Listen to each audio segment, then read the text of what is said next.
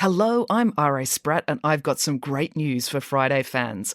Book 14 in the series, Friday Barnes, Nothing to Lose, is coming out in September. That's just next month. So I'm going to be holding 3 big book launches at theatres in Brisbane, Adelaide and Sydney.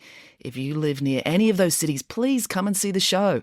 I'll be reading from the new book, telling the stories behind the ideas, answering questions and signing your books. It's going to be a lot of fun. Tickets are on sale now. If you go to my website, rasprat.com, the links are all there. You just got to go to the banner and hit on the live shows tab. And make sure you get in there and get your tickets because they're going to go quickly. All right, that's it. Let's get on with the show.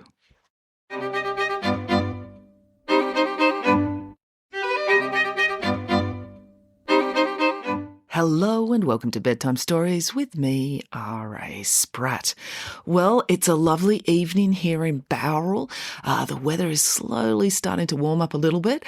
I've been away in Sydney or most of the week going back and forth visiting schools, and that's been a lot of fun. The great thing about visiting schools doing author talks is no two are ever the same. Like usually you go to a school and you do 2 or 3 sessions at each school, and even within the day at one school, they'll be wildly different between each session. But then one school to another is incredibly different as well. And in Sydney, it's such a huge city that you go to different places and they're all so different. So it's been quite an adventurous week with a lot of unexpected and exciting things happening at these different schools. And I even did an event at the Petersham Bowls Club, which was fun because it was like in the basement of the bowls club, so there were no windows, and there was this sort of little dark room that was also lit as though it was going to be a television show in there, but it was like a low ceiling and this sort of red old-fashioned carpet. And they brought the event forward an hour so that children could come, but it was not the type of venue you expect to be performing to children. But there was little girls dressed up as Friday Barnes and their families and stuff, so it was a lot of fun. It's been an eventful week. So much has happened. And I've got another week of visiting schools in Sydney next week, and then beyond that I'll be going down to Melbourne. And there's actually going to be a public event at the North Fitzroy Library while I'm in Melbourne, if you want to check that out. And then beyond that, they've just asked me to record another 2 audiobooks. So I'll be recording the audiobook of Nanny Piggins' Guide to Conquering Christmas, which is, I think, the last Nanny Piggins book for me to record as an audiobook. And I'll be doing Friday Barnes 6 as we work through all the Friday Barnes back catalogue. So there's a lot happening. I'm away from home a lot. And then I've been on the road for 2 weeks and I've got 4 more to go. And I am very homesick, but we're powering on. My family's great. I miss the dog a lot. The dog is the one who copes the least well. He misses me a lot when I'm away. And every time I come back, he's just like, oh my goodness, I thought you'd cease to exist, but here you are. So anyway, I'm home and it's the weekend, and so I'm doing the podcast before I disappear again. And we're picking back up with the Iliad, and this time we're going to be doing the story of Achilles. And Achilles, and when he makes his return, I wasn't quite sure what to call this episode, so I think I'm going to call it The Achilles Lookelike, as told by Nanny Piggins. Here we go. It was Wednesday, but Derek, Samantha and Michael were not going to school. Michael had been suspended for taking cupcakes in for his class. There was a strict no food sharing policy at their school. The kids in Michael's class had been fine. None of them had allergies. But the substitute teacher taking his class that day had never been exposed to Nanny Piggins' cooking before, so her body had not built up a tolerance, and she didn't realise the danger. As soon as the teacher ate 1, she had to eat 17. Of course, Nanny Piggins had baked extras because she knew her cupcakes had this effect on people. But the cupcakes were so good and so jammed full of chocolate chips, chocolate sauce, chocolate sprinkles and chocolate icing with extra chocolate that her body slipped into hyperglycemic shock from the sudden excess of chocolate in her bloodstream. At least that was the doctor's diagnosis. Nanny Piggins' diagnosis was that the doctor was a nincompoop who didn't know what he was talking about. Nanny Piggins preferred to believe that the teacher had simply passed out from shock because she'd never tasted anything that delicious before. Anyway, the headmaster was angry about the whole thing because as soon as the substitute teacher regained consciousness, she had abandoned her career in education and run off to study elite-level cake baking at the Académie de Cordon Bleu in Paris. Again, Nanny Piggins thought this was something to be celebrated, a young woman coming to her senses and devoting her life to the highest creative calling imaginable, baking cake. But the headmaster was cross because the substitute teacher did all this before 9:50 in the morning, which meant he had to teach the grade 3 class himself for the entire rest of the day. And the headmaster hated teaching. That's why he became a headmaster, so he could have as little to do with children as possible. So, in a fit of pique, he had suspended Michael from school. Nanny Piggins was outraged, which was, admittedly, hypocritical of her. She didn't approve of sending the children to school all 5 days of the week, but she didn't like it when other people made the choice for her which days the children were going to miss. It took all the fun out of it. It was more fun having a day off when you weren't meant to. So, in protest against Michael's suspension, Nanny Piggins kept Derek and Samantha home from school too, reasoning that it would be unfair to let Michael stay home and have all the fun, and he would have much more fun if his brother and sister were there to share it with him. "What are we going to do with our day off?" asked Derek, as they finished the chocolate waffles they'd been enjoying for breakfast. Nanny Piggins considered the matter. It was raining hard outside, which limited what they could do. "We could build a mud man," suggested Nanny Piggins. "What's a mud man?" asked Michael. "Well, it's like a snowman, only brown," explained Nanny Piggins. "Oh, lovely," said Boris. "As a bear with brown fur, I've never felt represented by snowmen. Polar bears are always so smug about it." "Then that's decided," said Nanny Piggins. "I've got some shortbread cookies in the oven, but as soon as they're done, we'll go out and find a nice big boggy pile of mud to build a mud man." "Well, how long will the shortbread be?" asked Samantha. "Oh, 20 minutes, said Nanny Piggins. "Well, that's the perfect length of time for telling us a story," said Derek. "And for us to digest these waffles," said Samantha. "I've eaten so many, it'll probably be 20 minutes before I regain the feeling in my legs." "All right, then I'll pick up where I left off with the story of the Trojan War," said Nanny Piggins. "You better give us a recap," said Michael. "Sometimes these wars get confusing." Well, we left off with things going very well for the Trojans. The Greeks had built a big wall around their ships, and the Trojans were now feeling so confident that they'd stopped hiding inside their city and taken to camping on the battlefield, which I can't understand myself. Camping is the most overrated form of holidaying. Even the naughtiest prisoners in jail get to stay indoors in a building with plumbing. "Well, perhaps people who go camping have done something unspeakably bad," said Boris, "like eaten all the honey and not shared. So they go camping to punish themselves in their holidays." "Yes, that would actually make a lot of sense," said Nanny Piggins. Anyway, while the Trojans were camping out on the battlefield, cunning Odysseus had snuck over in the night and played some of her cunning tricks. When the Trojans woke up the next morning and discovered that all the Thracians had gone missing in the night, they were really upset. "But the Thracians only arrived yesterday," said Hector, the leader of all the Trojans. "How can an entire army be missing already?" "Well, at least their horses aren't missing," said Paris. "What? Where are they?" said Hector, looking about for the Thracians' famous white horses. "Look, they're over there, in the Greek camp," said Paris. Hector looked and saw the beautiful white horses being ridden around by the gleeful Greek soldiers. "They stole them," declared Hector. "How rude! That's it! I can't take it any more. Those Greeks have been trying to kill us for 10 long years, but stealing horses? That's just a bridge too far.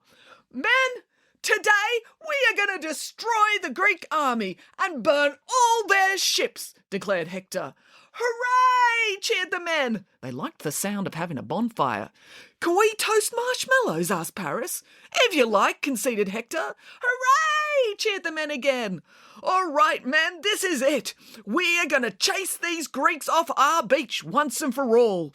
We haven't been able to enjoy a seaside vacation in 10 years. Enough is enough. We're going to settle this battle for the honour of Troy and to eat toasted marshmallows. Attack!" cried Hector, and the entire Trojan army ran across the battlefield and attacked the Greeks. The Greeks were shocked by the sudden onslaught. The marshmallow-crazed Trojans forced their way through the defensive wall. They overwhelmed the Greek forces and pushed them back towards their ships.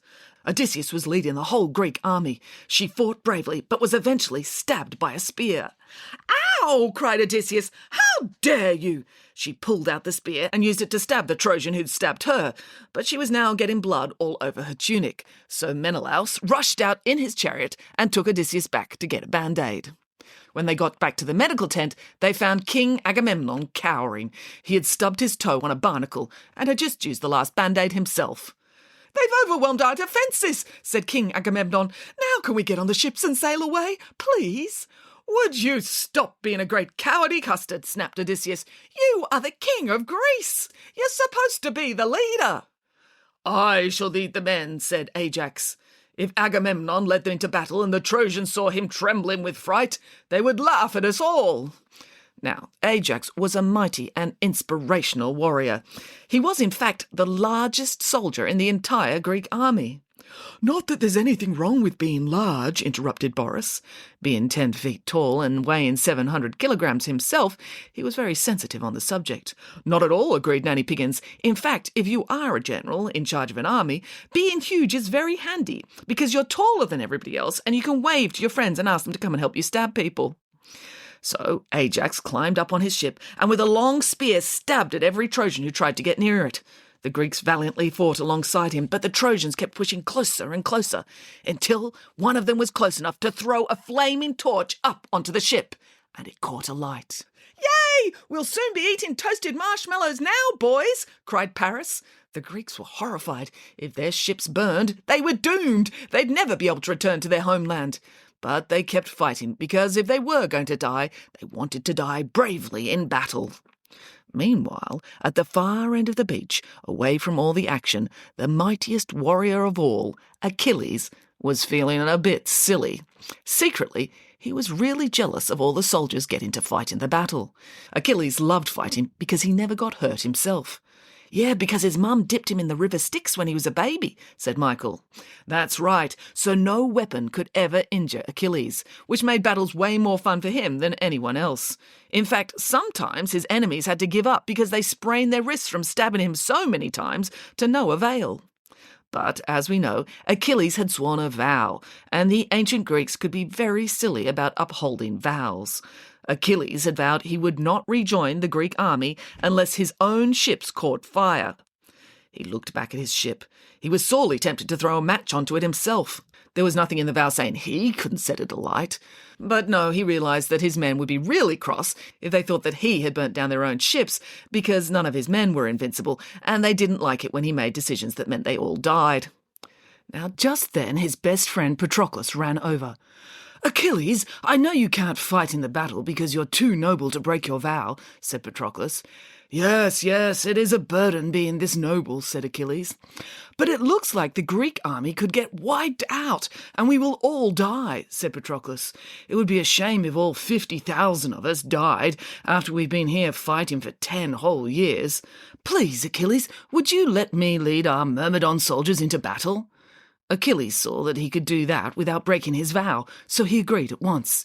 "Yes, that's a good idea," said Achilles. "And here, wear my golden armour. That way the Trojans will think that you are me, and they will be especially frightened."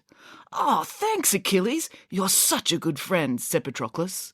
"Take my magic horses as well," urged Achilles. "Gosh, no," said Patroclus. "They're the magic horses that the great god Poseidon gave to your father." "Yes, they're really good horses," agreed Achilles. "Because they came from Poseidon, they're amphibious. They're the only horses in the world that can swim underwater. I've never tried it, but only because scuba gear has not been invented yet and I don't want to drown. But it's nice to know if I ever do get granted the power of breathing underwater, my horses are already adapted to come with me." Now, back on the battlefield, many of the Greek ships were burning. Their army couldn't hold on much longer, when suddenly a cry went out amongst the Trojan soldiers. "Ah! It's Achilles! Achilles the Invincible is coming to kill us all!" Achilles' mighty chariot, drawn by Poseidon's magical horses, was storming across the sand towards them, the sun glinting off Achilles' golden armour and blind them in their eyes. "We're all going to die," wailed a Trojan. "Run," cried another. "Back to the city of Troy!" The shout went out. The Trojan soldiers turned and raced back towards safety, but the mighty horses ran faster, and as they fled, Patroclus swung Achilles' mighty sword and cut them down like a lawnmower cutting through grass. The Trojan army was driven back inside the walls of Troy when suddenly Hector himself burst out of the gates in his own chariot and charged at Patroclus.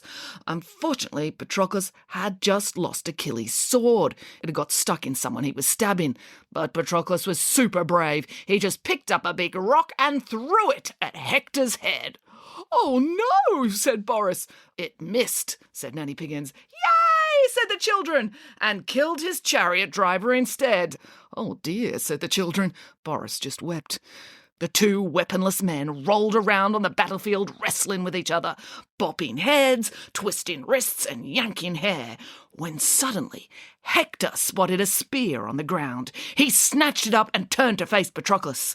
Unfortunately, at that moment, Patroclus was running at Hector, preparing to leap into a flying wedgie attack, and he ran straight into the spear.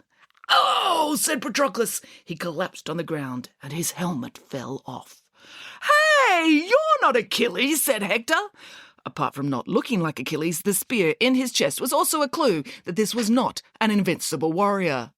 "No, I am Patroclus," said Patroclus, "and do not boast about killing me, because death is now coming for you." "He is?" asked Hector, checking over his shoulder to see if Hades was standing nearby. "Yes, for by the hand of Achilles you shall fall," said Patroclus, before dropping dead himself. Hector turned to his brother Paris, who was, as usual, standing several metres behind him. "Do you think that's true?" asked Hector. "I'm sure you'll be fine," said Paris. "Achilles isn't going to be upset about his best friend dying when he was dressed up in Achilles' own clothes.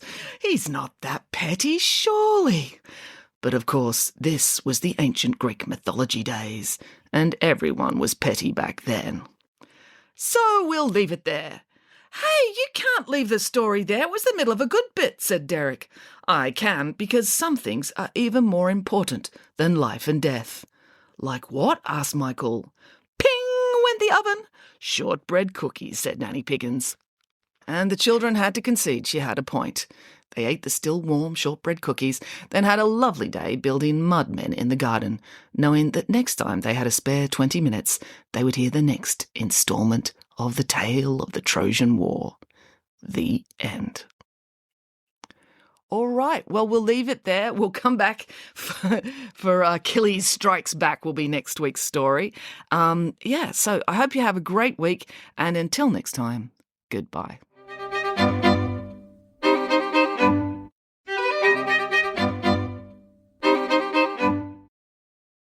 Hello, it's me again.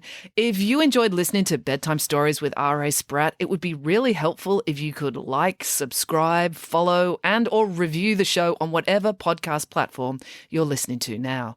Every little one of those digital affirmations helps, and the bigger this podcast gets, the more I can justify procrastinating from my real job to keep bringing these stories to you. Thank you.